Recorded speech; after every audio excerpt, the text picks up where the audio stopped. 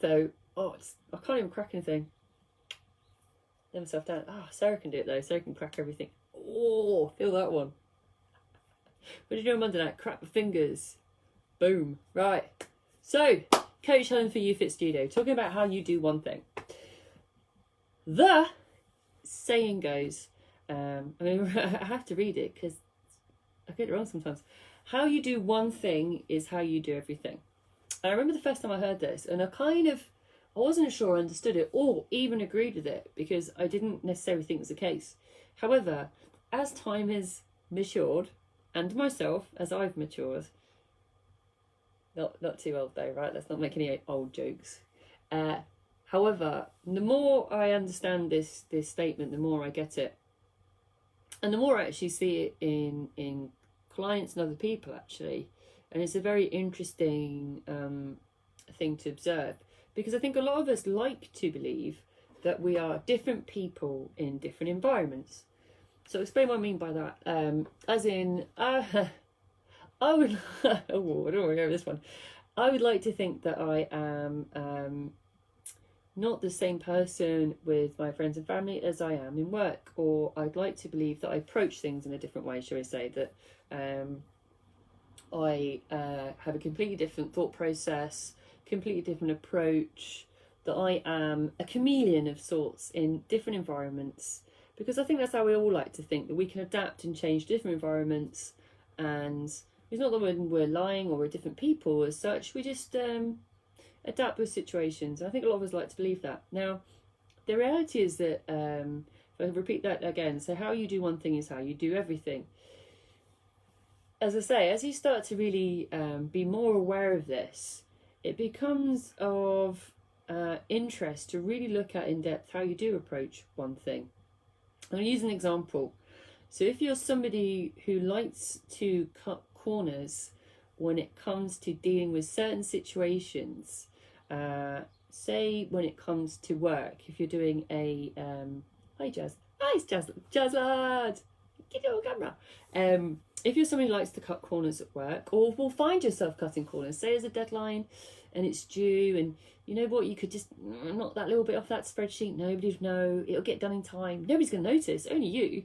If you cut corners at work, or even in friendships, etc., and find ways to not complete things entirely, it'll often be the case when it comes to losing weight and health, example, you're also most likely someone who would like to cut corners, who will cut corners when it comes down to it. So let's think about an example. So let's use the same example I've just done about someone who cuts corners. So somebody cuts corners at work, even small or little things, will likely, as I said, want to find a quick and easy way. This is the statement, right? I'm not brushing this against everybody. I'm saying that this is more what I've experienced now as a coach. Likely to perhaps look for the quickest way to lose weight. So that might be the quickest way to find the lowest amount of calories, or they might want to find the hardest workout they could possibly find that is the most intensive, that will help them lose 4 pounds in a day or something. They're likely to want to find the shortest journey possible to get to their weight loss goal. And I want to make it clear, there's nothing necessarily wrong with this. It's just being aware of how you might be. Let's use a different example. If you are somebody who tends to worry a lot, or overthink certain elements of, let's use the same example, overthink relationships, like what do they mean, what are they saying, what does that mean, does that mean this, does that mean that, or somebody who overthinks at work and worries about deadlines a lot and stays up at night, and you're I mean, everyone gets stressed, but quite prone to it. You're also somebody who's more than likely, from my experience, someone who's then going to worry about results. So am I doing the right thing? Should I be doing more? Should I be doing less? How is it that they're doing something? That's an interesting one as well. If you are somebody who's likely to compare, so if you are somebody who finds yourself comparing to other people at work, like how did they get that promotion? How are they doing that work so quickly? How is their relationship so lovey-dovey on social media? How is their relationship so successful in comparison to mine, or their job, they have a better job than me, etc., etc. You're likely also to be that person who also compares their journey to someone else. Like, how is it that their journey is easier? How is it they've lost more weight than me?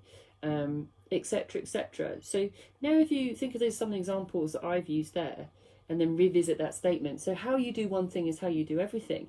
You can actually start to see where there are some parallels where that statement is actually not too far off the mark. So what is, okay, so is this a good or a bad thing? It can be both. If you're aware, I guess, I'm thinking out loud on this one, because I haven't necessarily thought this full process out, if I'm honest.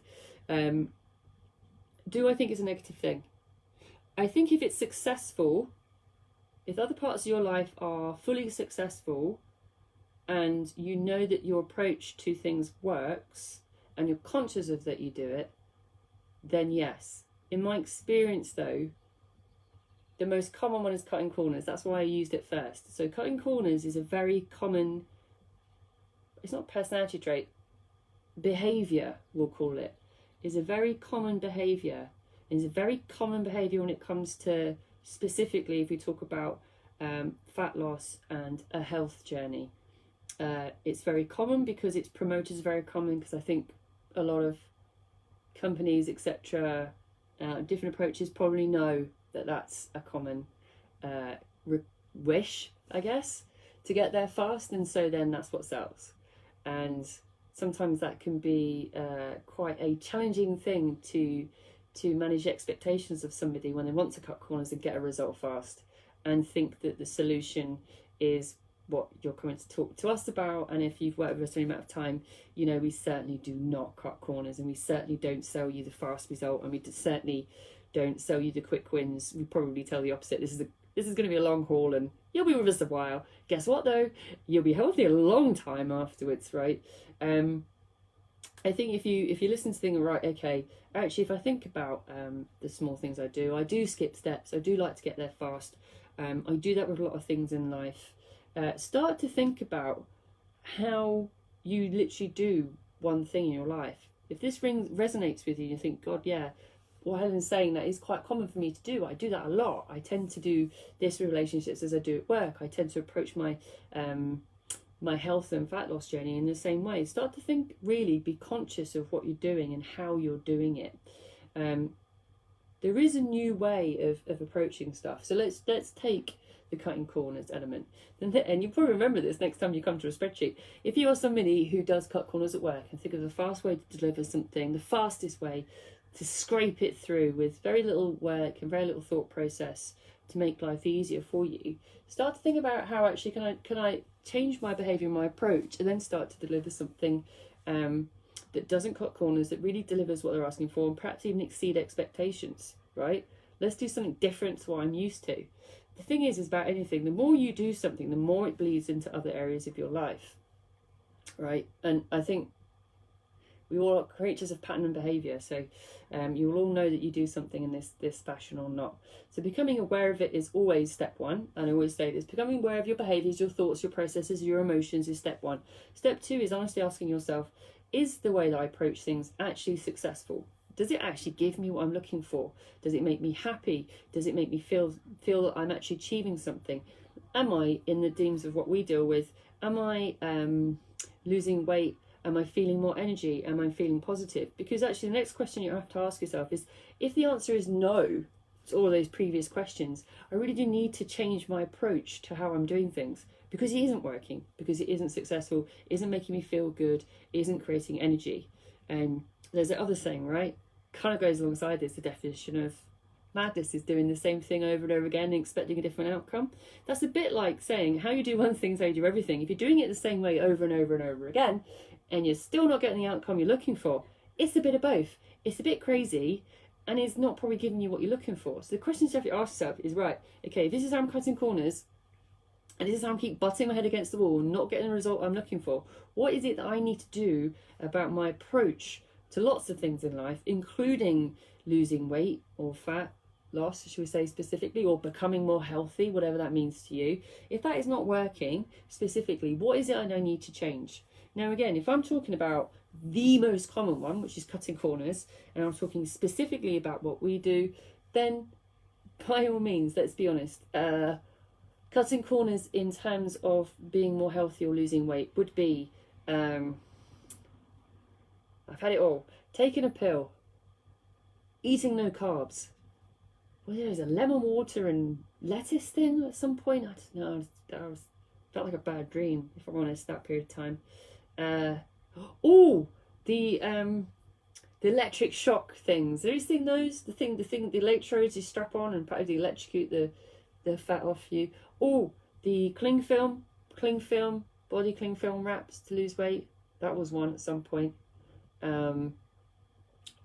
Anything like that sells a quick loss. That is something, if you haven't worked with us before, you probably have tried along those lines as a quick resolution. Now, the reality is, if you want to try something different, then try doing it the way that we do things, which again, if clients are with us that know this, how you do one thing. Sam is always the first call out. If you approach every habit that we discuss in the same means, like trying to get done fast, trying to cut corners, trying to get it done fast, he won't last very long because he'll call you out on it. Because actually, the process of losing weight, there is no cutting of corners. And often, especially with clients over the last 18 months, 12 months, let's be fair, 12 months-ish. Same with clients over the last 12 months. Sometimes I feel like I'm breaking their dreams when I speak to them the first time and say to me, do you know what, this is going to be a long call. I know you're going to be working with this for the next 28 days, right, as an introduction.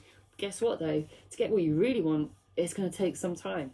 And if I'm really honest, and I haven't talked about this, and perhaps this is a live all on its own, the reality of an entire journey, right, this is real fact.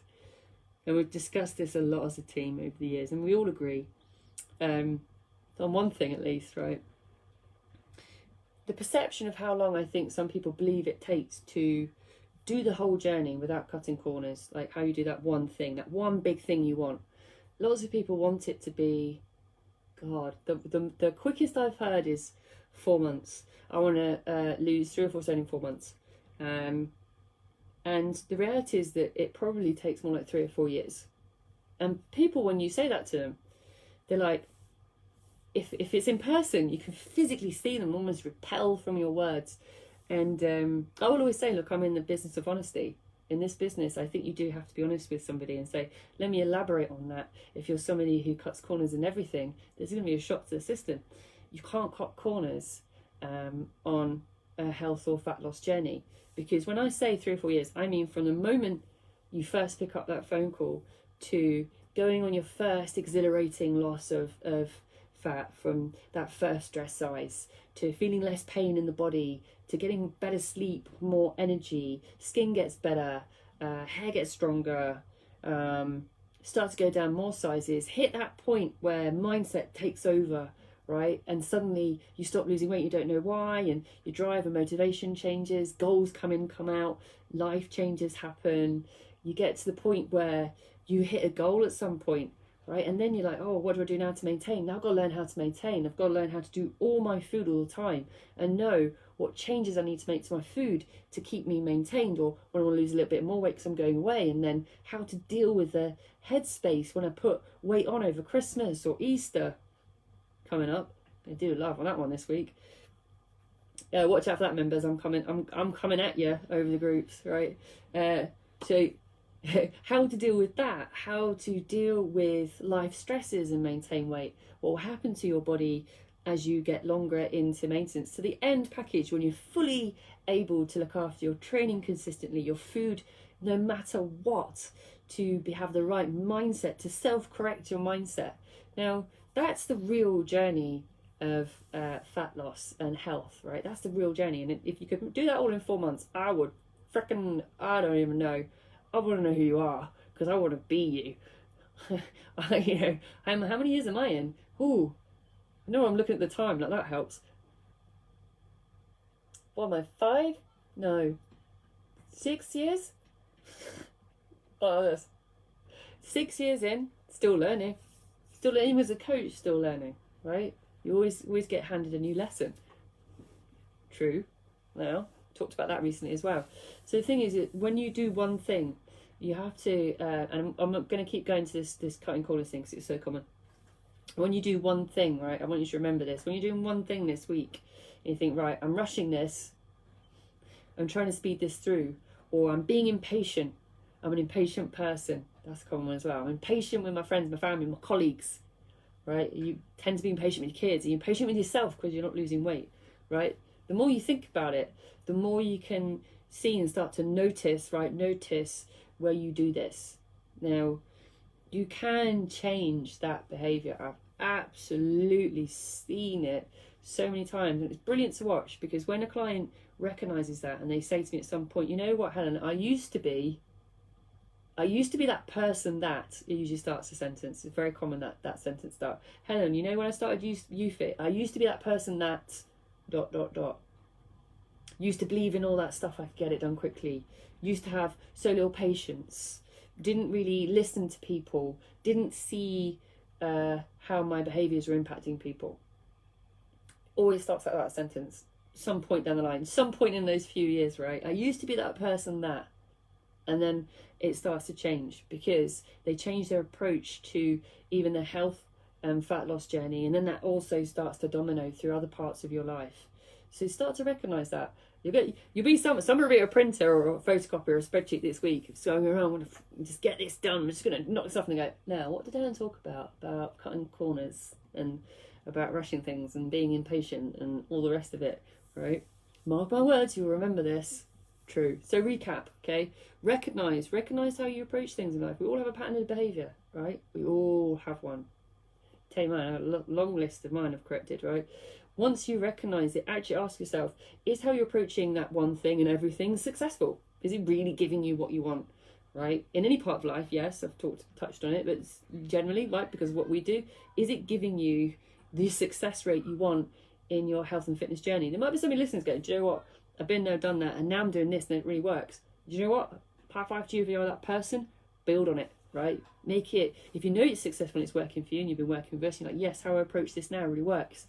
Think about how that approach could work with other parts of your life, because it does. This is a fascinating thing. Just to add on to this, because I'm adding on as I go, and members will know this as well, how many times have you spoken to another member who said it started by losing weight and then suddenly I had a new job, new relationship, I had a new car, I realised my potential, I started a business, right? Because how they approach then the rest of their life changes once they work out how to change their approach to health and fitness, once they realise they can change that, and you can. So how you do one thing can be how you do everything. If you're successful in losing weight, right, and you're like, yeah, I'm smashing through this, think about it. If it really is successful, point 2, how can you make that how you approach everything? Because that also really freaking works, swear to God, right? And then 3, if it's not working for you, if it's 2 and it is successful, great, build on it, make it other parts how you approach your life, right? 3, if it's not, ask yourself how you can change it. What do you need to do to change your approach to why it's not working now to make it work? Because I guarantee you, there's some way that you're approaching most things in life that's a commonality that can be changed. Right. So, Wednesday. Waiting for good things to happen. Tell you what, I won't be waiting until Easter to let you guys know to get ready for Easter. Easter is around the corner, people. It's not even around the corner. It's in how many days' time? It's over there. It's like Mr. Whippy outside is giving out Easter eggs at the minute. Oh, waiting for good things to happen. And then later when I've got FOMO. Fear of missing out. Great. Love that one. Right. So, guys, enjoy. Get out there. Get your steps in. Get to the boot camps if you're booked in tonight. Enjoy them. Get out there. Get a bit of... Oh, I can't have a tan. Without shorts and t-shirt. I'll find my UFit shorts. It's time, guys. If you remember, you know. Helen's got her shorts on. Summer's almost here. Right. So what you get up to tonight, enjoy it. And I'll catch you on Wednesday.